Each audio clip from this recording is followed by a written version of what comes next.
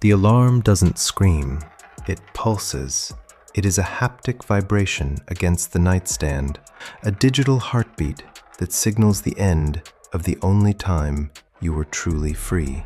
You reach out, your thumb finding the familiar glass surface of the screen before your eyes are even fully open. The blue light hits your retinas, a sharp, cold injection of data that severs the last threads of your dreams. This is the first movement of the boulder.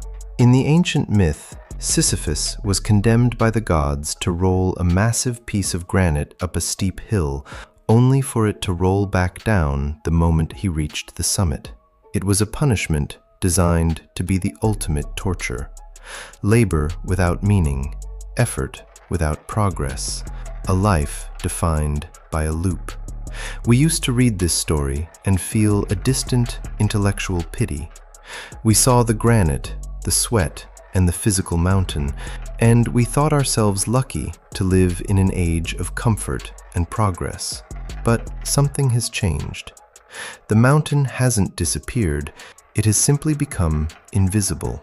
The granite has been ground down into a fine digital dust that coats everything we touch. We are the modern Sisyphus, but our boulder is weightless, and that is precisely why it is so heavy. Every morning, we wake up to the same notifications. We open the same 5 apps in the same specific order. We scroll through a feed that is designed to feel infinite, but is, in reality, a closed loop of our own anxieties and desires reflected back at us by an algorithm. We go to work, often a digital cubicle where we move data from one side of a screen to the other, and we return home to recover by consuming more of the very medium that exhausted us in the first place. Tuesday feels like Thursday. October feels like March. The days don't progress, they just refresh. This is the quiet collapse. It isn't a sudden explosion or a cinematic fall of civilization. It is the slow, steady thinning of the human experience.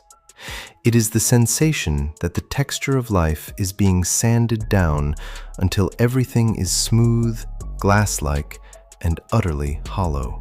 We are living in a world of high-definition numbness, where we can see every pore on a stranger's face through a 4K lens, but cannot feel the weight of our own existence. The absurdity of the modern 9-to-5 isn't just that it's boring, it's that it's performative. In the industrial age, a worker could look at a finished chair or a forged piece of steel and see a physical manifestation of their time. Today, the majority of our labor produces nothing that can be held. We produce engagement. We produce metrics. We produce synergy. We spend 40 hours a week tending to a digital garden that doesn't actually grow anything we can eat. When the sun sets, the done list disappears, and the boulder rolls back to the bottom of the hill, ready for us to start again at 9 a.m. Albert Camus, the philosopher of the absurd, famously concluded his essay on Sisyphus by stating, "One must imagine Sisyphus happy." He argued that Sisyphus finds his freedom in the moment he turns back toward the plain to retrieve his rock. In that moment, he is conscious of his fate, and because the fate belongs to him, he is superior to it.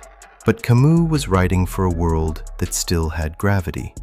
He was writing for a man who could feel the grit of the stone under his fingernails and the burn of oxygen in his lungs. How do we apply this to the digital loop?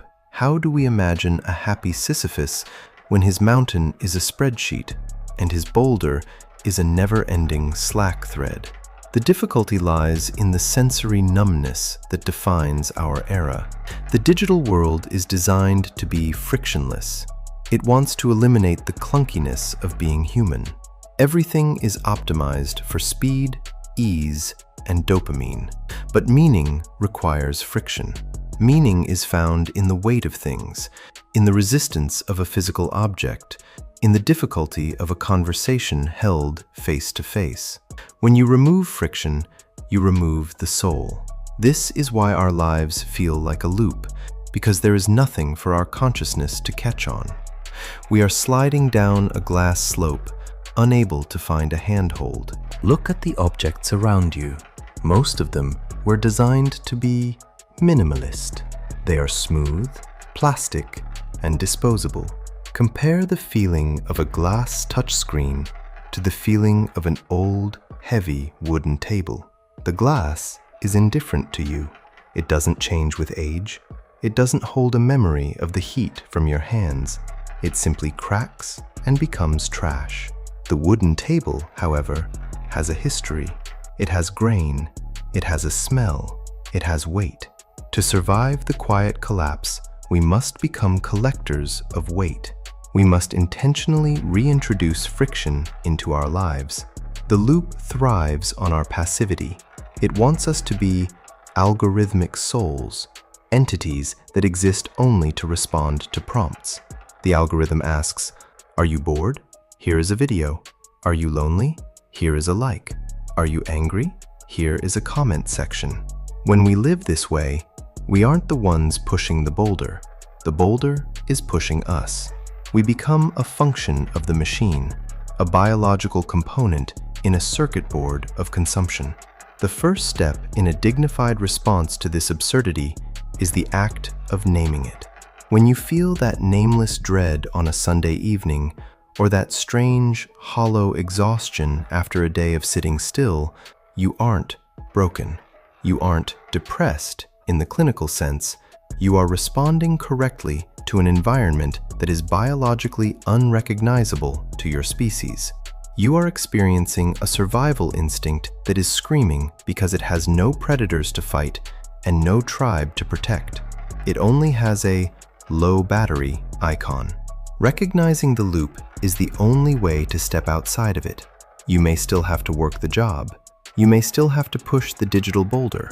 But the quiet collapse stops being something that happens to you and starts being something you observe.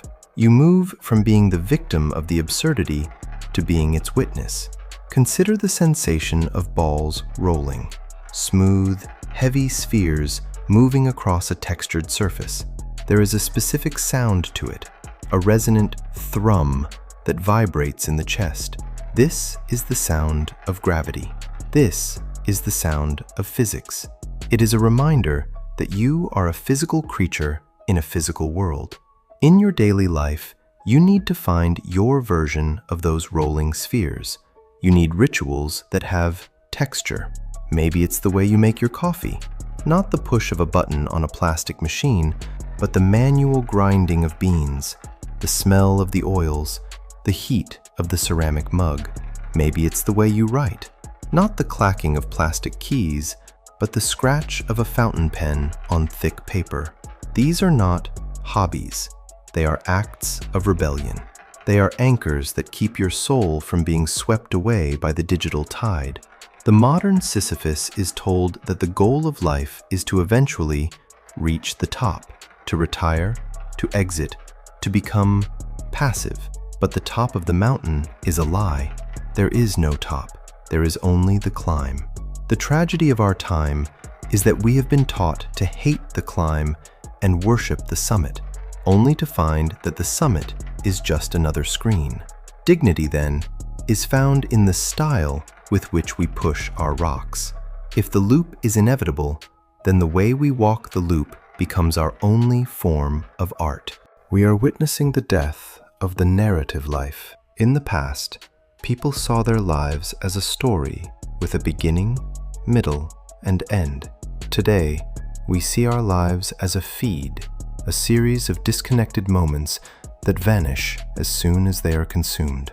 This is why we feel so fragmented. To reclaim your humanity, you must stop being a feed and start being a story again. A story requires memory. It requires consequences. It requires things that stay. The quiet collapse is a period of transition. We are the first generations to live with algorithmic souls, and we are discovering that the human spirit does not thrive in an environment of total convenience. We need the cold. We need the dirt. We need the heavy. Don't look for a way to fix the world. The systems are too large, the algorithms too complex, and the momentum of the collapse is too great.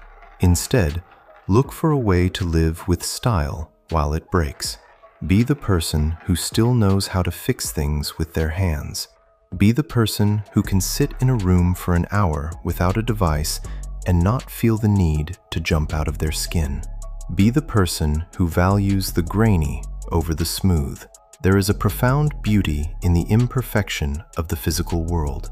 A film photograph with its light leaks and grain is infinitely more real than a perfect AI-generated image.